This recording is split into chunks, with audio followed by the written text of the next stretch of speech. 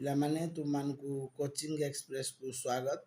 ପିଲାମାନେ ଆମେ ସପ୍ତମ ଶ୍ରେଣୀର ଗଣିତ ବହିର ଏକ୍ସରସାଇଜ 1.1 ର 7 ନମ୍ବର 8 ନମ୍ବର 9 ନମ୍ବର କରିନଥିଲେ। 7, 8, 9 ଆସ ୟାକୁ ଆଲୋଚନା କରିବା।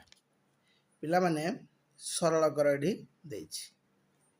ଦେଖ ସରଳକର ପୂର୍ବରୁ ଆମକୁ ମନେ ରଖିବାକୁ ପଡ଼ିବ ଯେ ବନ୍ଧନୀ ବାହାରେ ମାଇନସ୍ ଥିବ, ଭିତରେ ଥିବ ପ୍ଲସ୍, ତାହେଲେ ସେଇଟା କ'ଣ ହେଇଯିବ?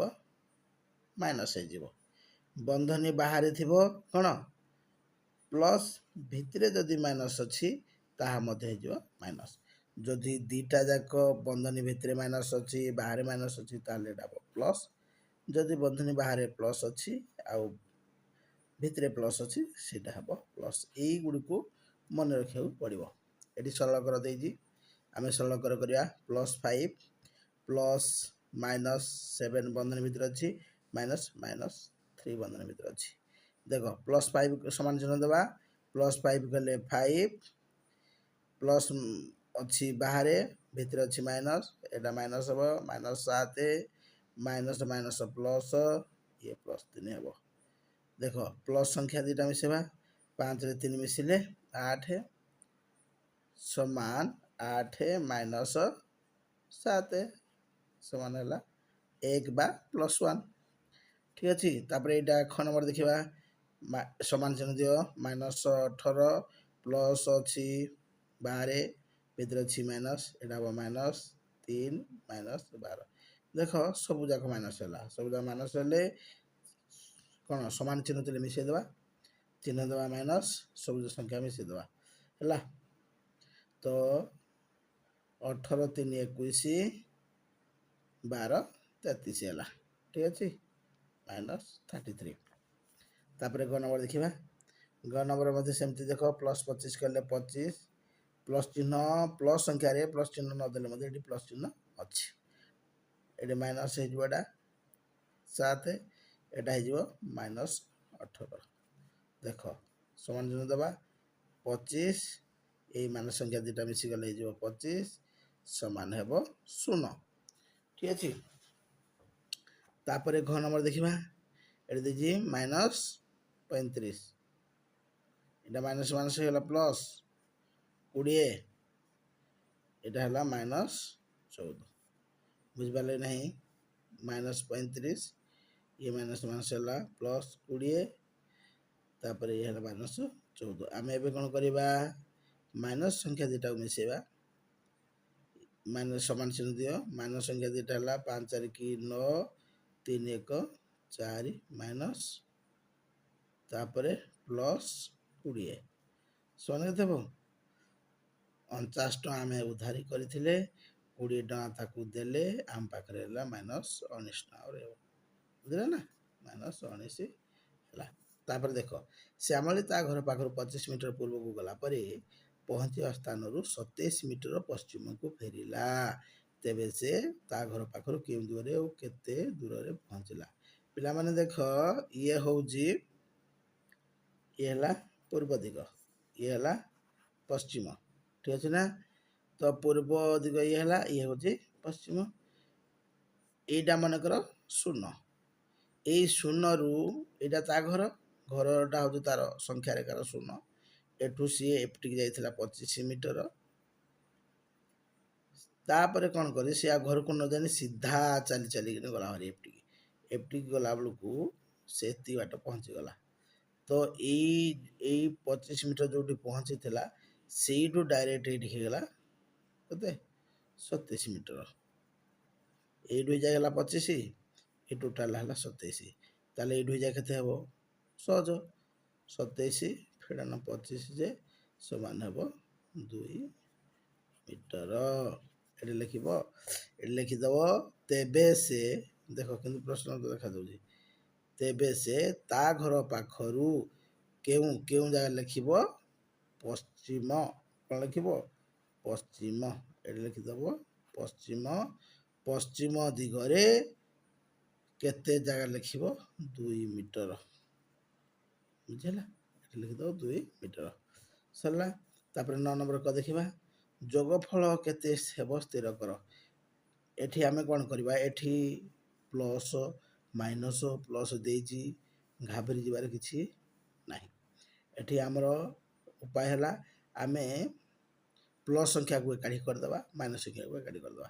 7 ହେଲା ପ୍ଲସ୍ ସଂଖ୍ୟା, ପ୍ଲସ୍ ତାପରେ +5 ଏଠି 7 ଲେଖିଛି, 7 ଲେଖିଛି ଅର୍ଥ ଏଠି +7 यार चिन्ह लुचिन अच्छे है +5 गला +5 पर गला +3 तापर है +1 तापर -8 -6 -4 -2 हेले या मिसे दबा 7 5 12 3 केते 15 1 16 है समान चिन्ह दबा 16 प्लस है ये 8 6 14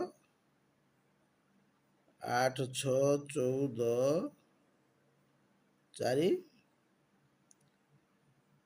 18 2 20 -20 हेले देखा ये बड़ संख्या पिला चिन्ह को छाड़ दियो बड़ संख्या 20 जदि चिन्ह किसी न दिज्व ताल बड़ संख्या है 20 सान संख्या 16 तो ये कौन करवा बड़ संख्या सान संख्या फेरदेले हूँ 4 बड़ संख्या बारे किसी न माइनस माइनस दवा अर्थात -4 हे बुझला संख्या गुड़िक प्रथम जोड़ी जोड़ी जोड़ी जोड़ी कर नहीं तापर जोगफल केते स्थिर कर से कही -8 +7 जोड़ी कले 2 2टा लेखा नब जोग कर तेणु मध्य मिश्रण चिन्ह तापर -6 +5 तापर बंधन रही मध्य रही जोगफल तापर -4 +3 मध्य रही जोगफल तापर -2 +1 मध्य रहा जोगफल देख -8 +7 एटा के सामान चिन्ह देले -8 8 टका उधार करी